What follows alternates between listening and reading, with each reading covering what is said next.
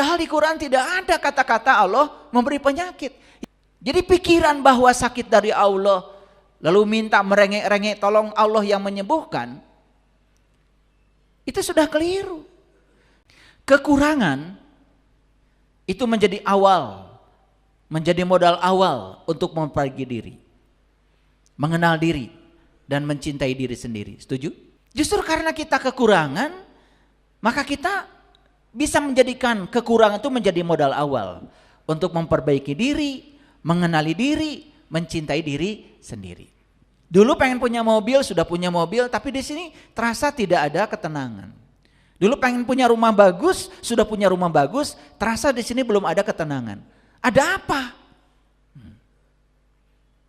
Karena baru sadar, oh diri saya itu terdiri dari dua unsur. Unsur luar namanya jasmani, unsur dalam namanya ruhani. Saya selama ini hanya memenuhi kebutuhan jasmani saja, kebutuhan ruhani saja belum dipenuhi, maka ruhani kita meminta.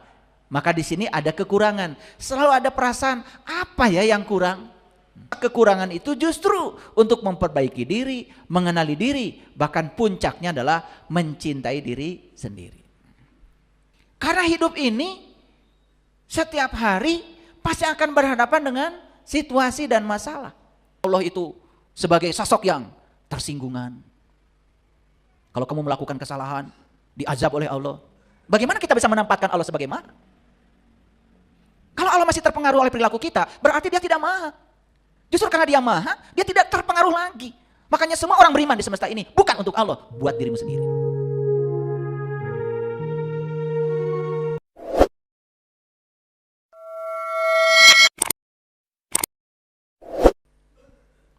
Padahal di Quran tidak ada kata-kata Allah memberi penyakit. Yang ada tuh Allah adalah penyembuh. Faiza maritu fahuwa yasfin. Apabila kamu sakit, Allah yang menyembuhkan. Jadi pikiran bahwa sakit dari Allah, lalu minta merengek-rengek tolong Allah yang menyembuhkan, itu sudah keliru. Sakitnya dari diri kita sendiri. Tapi kasih sayang Allah yang menyembuhkan, yes. Paham sampai sini? Oke. Jadi ngerti balon tadi. Ini pelan-pelan ngajinya supaya ngerti. Oke. Apakah ledakan itu selalu berbahaya? Apakah ledakan itu selalu berbahaya? Tidak selalu. Kalau kita bisa menyalurkannya. Baik, perhatikan saya dulu. Bapak Ibu, kekurangan itu menjadi modal awal untuk memperbaiki diri, mengenal diri, dan mencintai diri sendiri. Setuju? Justru karena kita kekurangan, maka kita bisa menjadikan kekurangan itu menjadi modal awal untuk memperbaiki diri, mengenali diri, mencintai diri sendiri. Contoh tadi, saya tanya kenapa datang ke sini? Saya ingin mengenal diri pribadi saya yang sejati. Karena merasa ada kekurangan. Dulu pengen punya mobil, sudah punya mobil, tapi di sini terasa tidak ada ketenangan. Dulu pengen punya rumah bagus, sudah punya rumah bagus, terasa di sini belum ada ketenangan. Ada apa?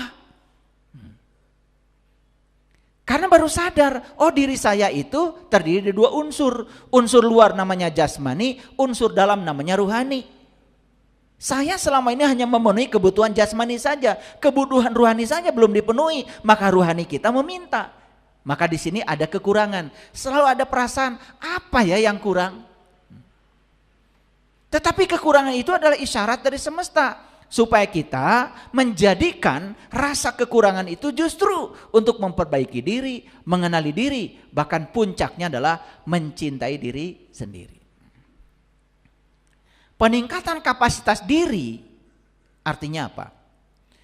Peningkatan kapasitas diri itu artinya adalah mengembangkan diri untuk meningkatkan kemampuan diri dalam mengatasi masalah kehidupan. Setuju ya? Nah, harus dijelaskan dulu.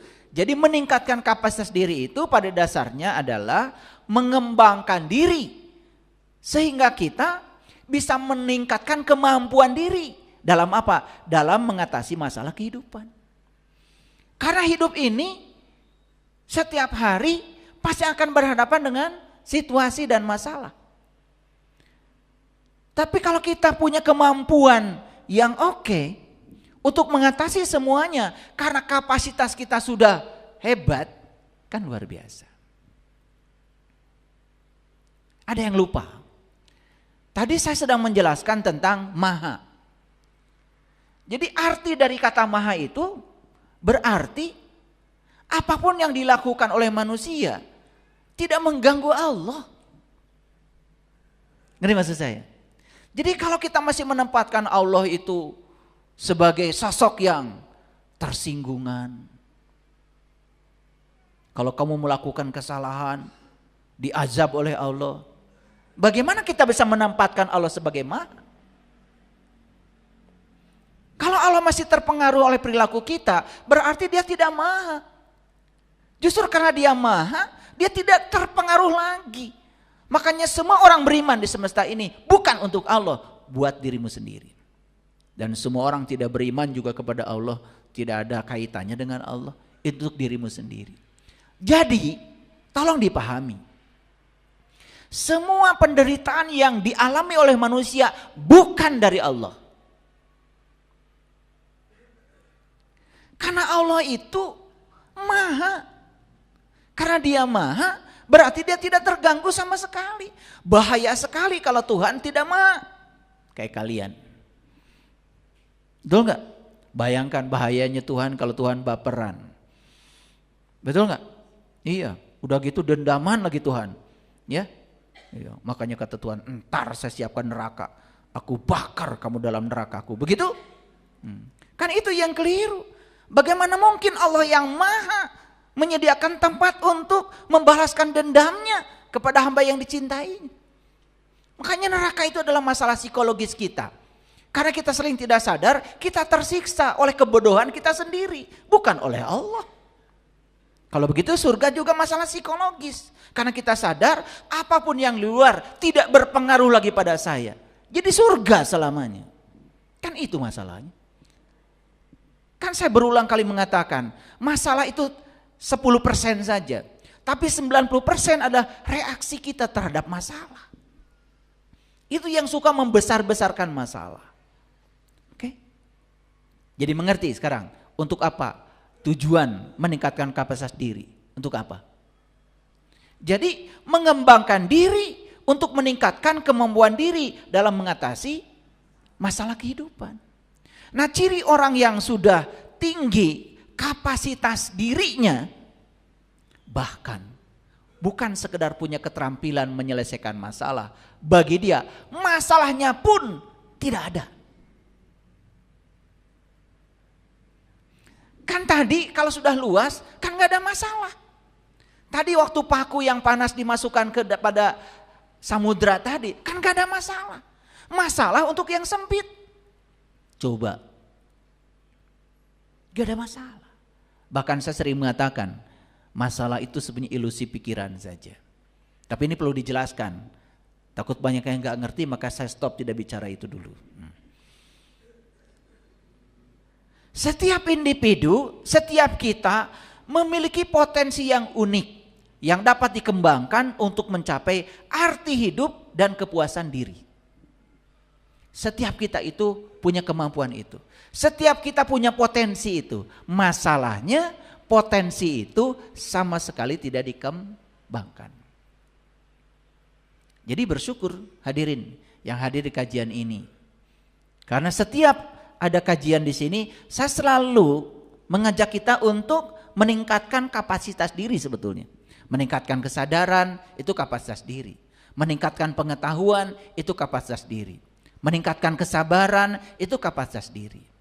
Tetapi sekali lagi, di ruangan ini kapasitas diri tidak akan secara otomatis langsung menjadi besar kalau tidak praktek.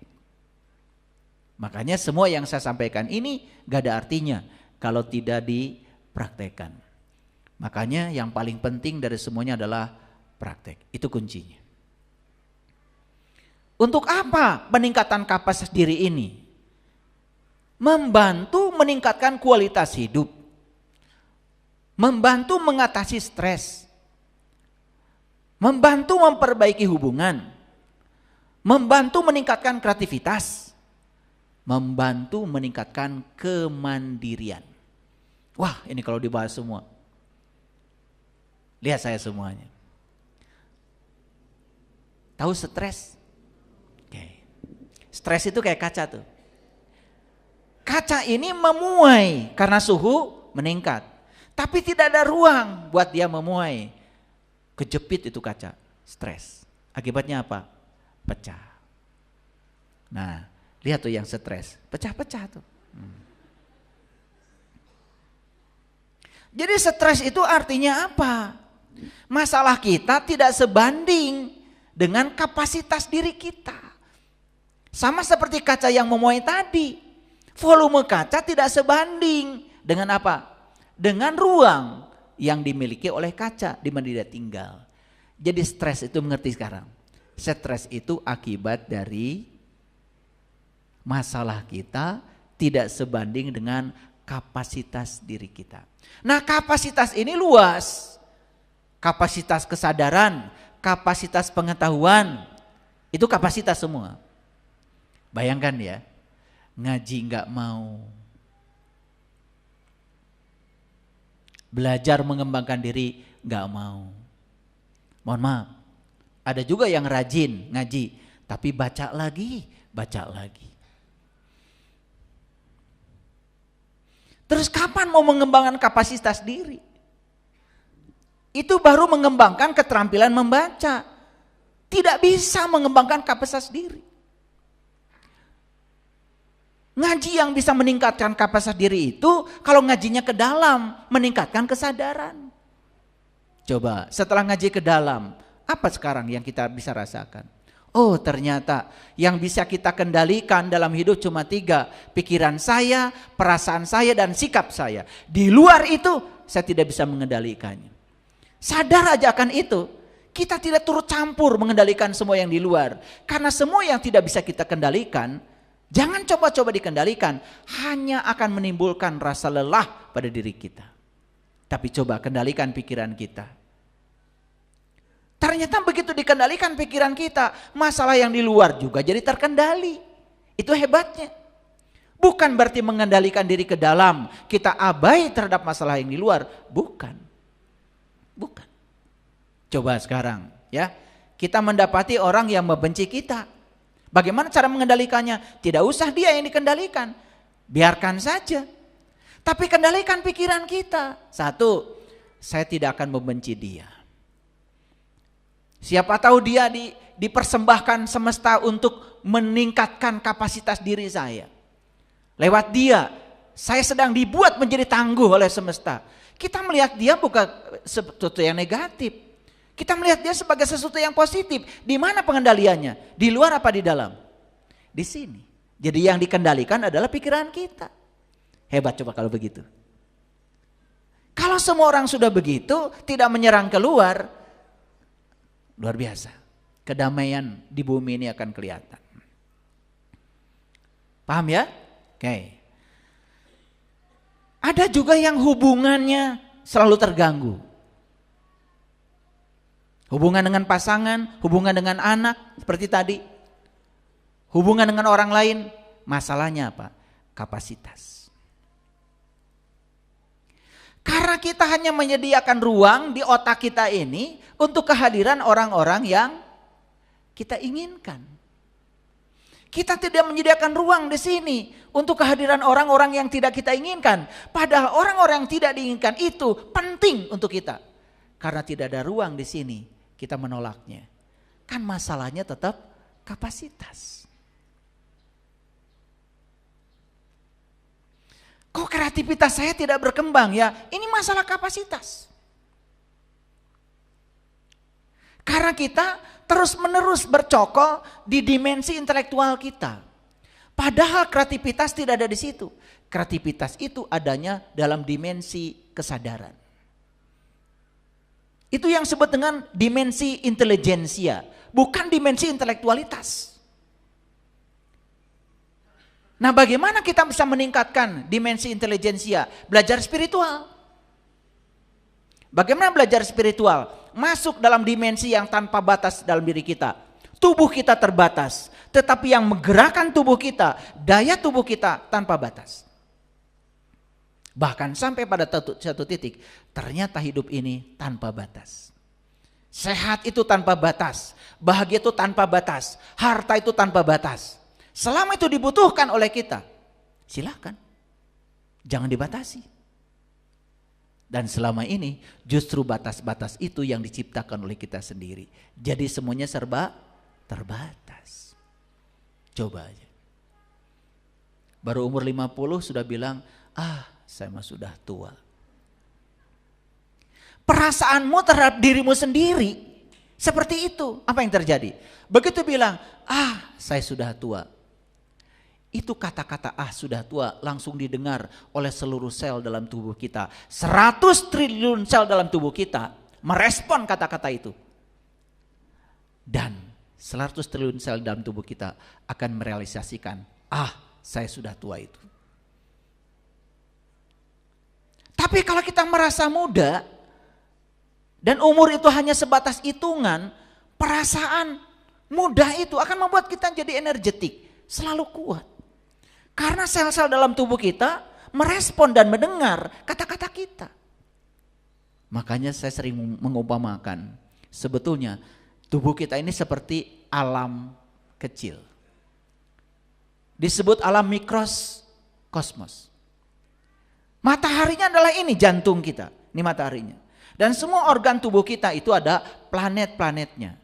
Dan setiap organ tubuh kita memiliki masyarakat, namanya sel. Ada masyarakat berupa sel di tubuh kita, di kepala kita. Di kepala pun ada bagian sel mata, ada bagian sel telinga, ada bagian sel otak, ada bagian sel. Itu ada masyarakat yang harus kita kendalikan. Dan ternyata semua sel dalam tubuh kita menurut riset sangat loyal dan mengikuti perintah dari pikiran dan perasaan kita. Coba, Bapak Ibu sakit, langsung fokus aja pada sakit. Sel akan merespon, sakitnya tambah parah. Tapi ketika kita fokus pada sehat, malah justru sel merespon. Malah dalam waktu yang singkat, apa yang kita rasakan sebagai sakit itu justru menghilang dalam waktu yang singkat. Tapi karena kita punya belief system, percaya bahwa sakit itu harus dengan obat. Makanya ada orang-orang bijak mengatakan, ke rumah sakit itu kalau kita kena virus dan kita tidak bisa mengendalikan virus, itu baru ke rumah sakit. Tetapi kalau kita masih bisa bertahan di rumah, dan kita bisa memerintahkan seluruh sel-sel dalam tubuh kita untuk recovery. Di sini ada farmasi terbesar. Zat-zat kimia yang diproduksi oleh sistem kekebalan tubuh kita. Dan kalau kita tahu rahasia tubuh, luar biasa. Kenapa kita tidak mandiri? Itu masalahnya kapasitas.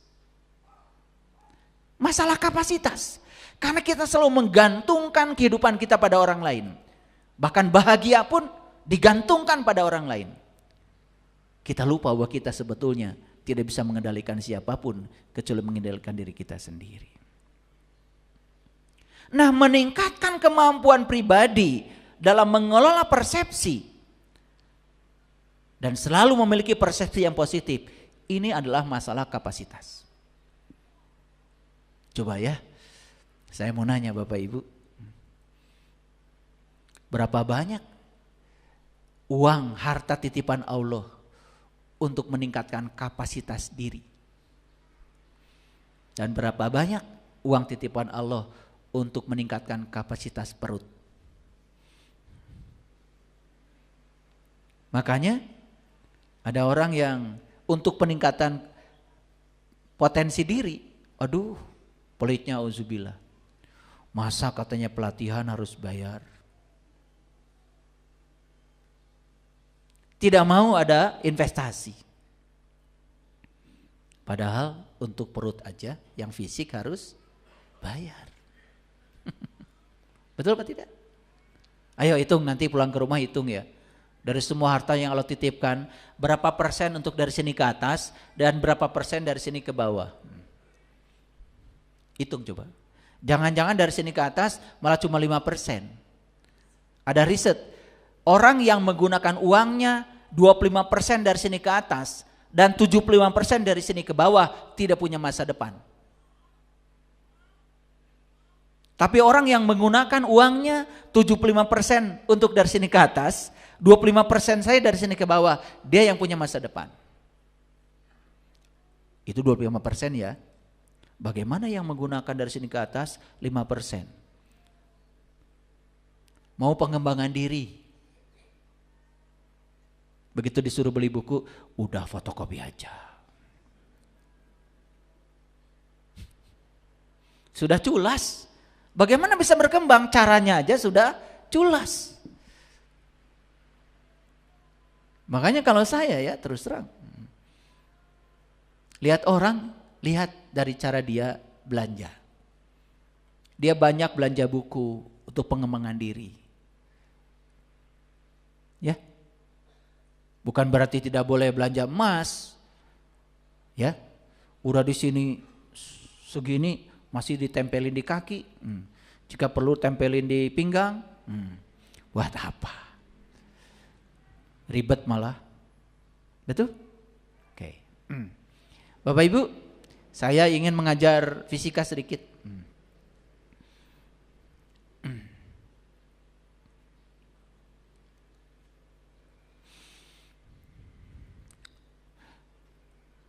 Kesini tadi naik apa?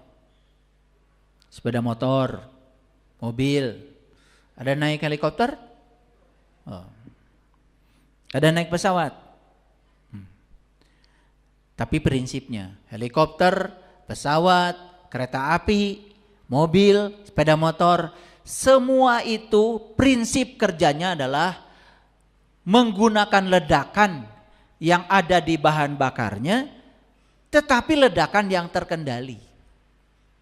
Nah, prinsip kerjanya kira-kira seperti ini.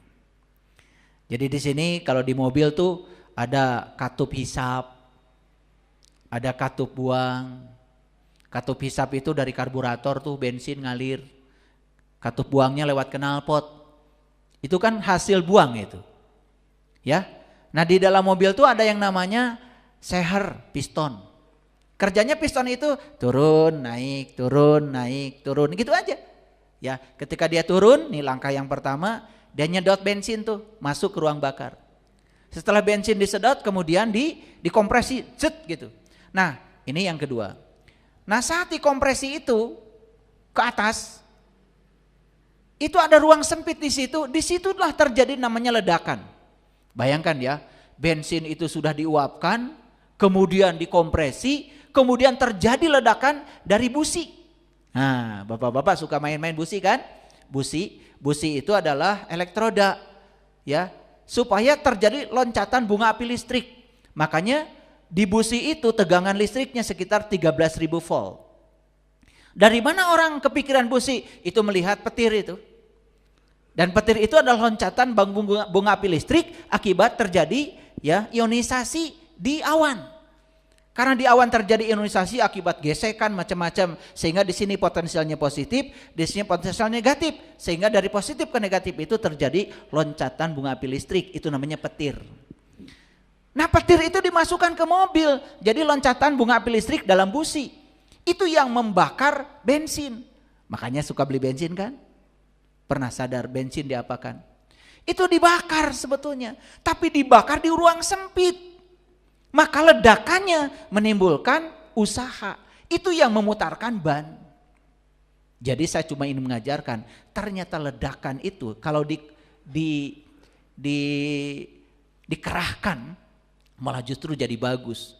Kenapa truk bisa mengangkut pasir sekian ton? Itu sebetulnya dari ledakan. Ledakan yang terjadi di ruang bakar itu kemudian digunakan untuk memutarkan ban. Tapi pernah sadar gak pakai mobil tiap hari? Kalian tuh cuma beli bensin, taunya bensin besok habis, betul nggak? Cuma gitu aja. Bensin tuh dibakar Bapak Ibu. Di mana dibakarnya? Di ruang yang aman, yaitu di ruang bakar. Akibat pembakaran itu sehingga pistonnya bisa melakukan usaha. Usahanya dialirkan keluar, jadi memutarkan roda. Itu yang menyebabkan mobil bisa bergerak. Sama kereta api, pesawat, semua prinsipnya seperti ini. Maka disebut motornya itu, mesin-mesin yang bergerak seperti ini disebut mesin 4 tak. 4 tak itu apa? Narik bensin, dikompresi, setelah itu meledak, buang. Narik bensin, kompresi, meledak, buang. Makanya setiap hasil ledakan pasti ada yang terbuang. Makanya dibuang ke knalpot. Sama, di sini juga ada ledakan sama. Makanya gas buangnya kan lewat knalpot. Betul nggak? Jadi sebetulnya bensin mobil itu hanya meniru cara kerja kita. Coba masukkan ke sini bensin. Ya wujudnya makanan, minuman, kan itu. Betul nggak? Kemudian dibakar, makanya keluar namanya kalori. Makanya di makanan itu ada berapa kalori, kan begitu.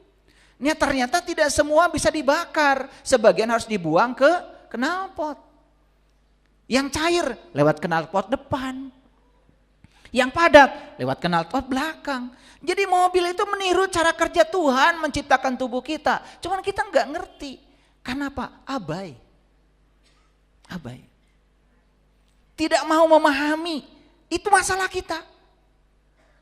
Ngan bisa naik mobil cicing. Pemikiran ya mobil bisa muter ban kumaha. Betul? Gak ada masalah Bapak Ibu. Hebat. Beda dengan saya.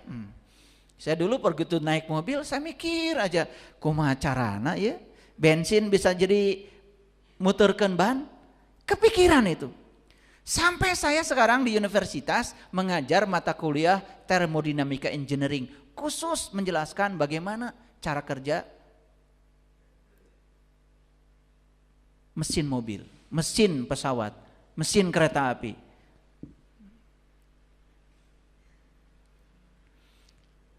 Saya itu memang bermasalah. Setiap ada yang kelihatan oleh saya itu selalu ingin tahu. Itu masalah saya. Beda Bapak Ibu tidak ada masalah ya. Lihat apa-apa biasa-biasa aja.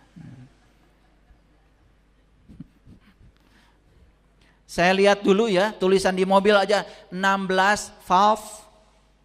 Mikir itu otak saya tuh. Ini apalagi nih teknologinya. Itu sampai saya beli itu mobilnya. Saya bongkar mesinnya apa. Oh ternyata klep masuknya satu ruang bakar itu klep masuknya 2, klep buangnya 2. Jadi satu ruang bakar itu klepnya ada 4. Nah satu mobil itu ada 4 ruang bakar. 4 kali 4, 16. Oh ini teknologinya. Kepikiran. Bapak Ibu melihat ada tulisan 16 valve gitu, 16 klep. Biasa aja. Karena saya selalu percaya apapun yang saya lihat berarti Allah sedang mengirimkan pesan. Saya selalu percaya dari kecil begitu. Apapun yang terjadi, yang saya lihat, yang saya dengar, di balik semua itu ada pesan. Berarti saya harus nangkep pesannya apa. Makanya ibu saya bikin sayur lodeh. Saya langsung ke dapur. Ya. Bukan bantuin ibu, saya pengen tahu. Sayur lodeh itu apa aja, bumbunya apa saja. Sekarang ya, ibu saya sudah meninggal, saya masih bisa bikin sayur lodeh persis seperti yang ibu bikin. Ibu saya bikin sambal, ya ke dapur. Bukan sekedar enak bu sambalnya, enggak saya mah pengen tahu. Ternyata kata ibu saya, urutan memasukkan bumbunya aja itu ada rahasianya. Gak sembarang, gak terasi dulu kemudian cengek, gak begitu. Ada urutannya. Kapan bawang masuk, kapan cengek, itu ada urutannya. Jadi sampai segitunya itu orang tua kita ya. Makanya sambalnya jadi enak, tambah lagi cinta. Tambah lagi kasih sayang. Luar biasa. Pernah lihat berita kejadian seperti ini? Kenapa ini? Kenapa coba? Kenapa tabung gas bisa meledak? Dan kenapa ledakannya berbahaya? Ada yang bisa menjelaskan? Satu tabung ini dalamnya ada gas. Betul? Kan setiap hari Bapak Ibu kan gak masalah. Selama gas yang dibakarnya pelan-pelan, kan Bapak Ibu tiap hari masak di dapur pakai gas kan? Cuma dialirkan pelan-pelan. Ngerti maksud saya? Kan kalau dialirkan pelan-pelan, tempe jadi matang, pindang jadi matang, sayur lodeh jadi matang, pepes ikan jadi matang, asal pelan-pelan. Paham? Nah sekarang tabungnya bocor. Sehingga api itu masuk langsung ke dalam gas. Sehingga gas dalam tabung itu yang harusnya terbakarnya pelan-pelan, terbakar sekaligus.